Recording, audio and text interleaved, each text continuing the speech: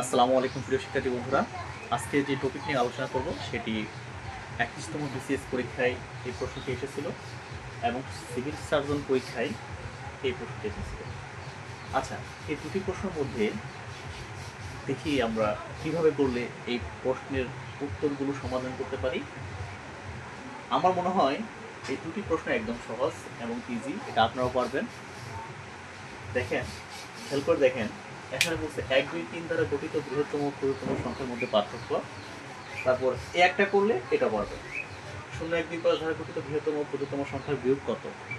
আচ্ছা, তাহলে বৃহত্তম মানও জানি আমরা কি, ক্ষুদ্রতম মানও আমরা জানি কি।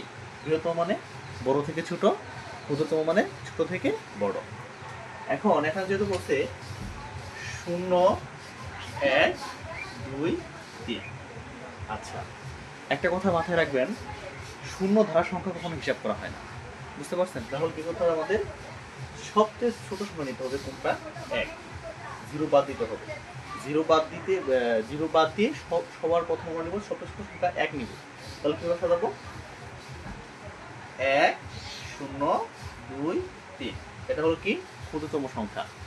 এবং বৃহত্তম সংখ্যা হবে কত? সবার বড় সংখ্যা আগে নিতে হবে। 3,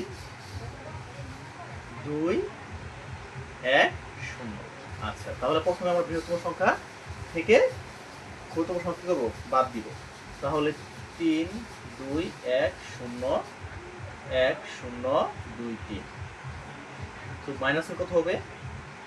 7, 8, 1, 2। তাহলে উত্তর হলো 2187। তাহলে উত্তর হবে ঘ নম্বর উত্তর হবে এটা। আশা করি বুঝতে পারছেন। এখন দেখেন, এটাও পারবেন। 0, 1, 2, 5 দ্বারা গঠিত বৃহত্তম ও ক্ষুদ্রতম সংখ্যার বিয়োগফল কত? তাহলে আমি কি বলছি প্রথমে?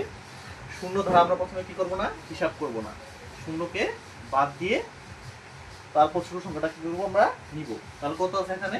0। শূন্যটাকে আগে ধরবো না, শূন্যটাকে পরে ধরবো। তাহলে 0, প্রথমে ছোট সংখ্যা কত? 1। তারপর 0 নিব, তারপরে 2, 5। এটা হলো কি সংখ্যা?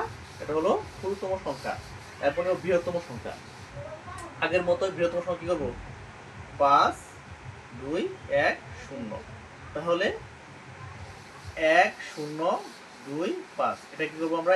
এই 5210 থেকে 1025 যদি বাদ দিই তাহলে এটার আনসারটা আমরা পেয়ে যাব।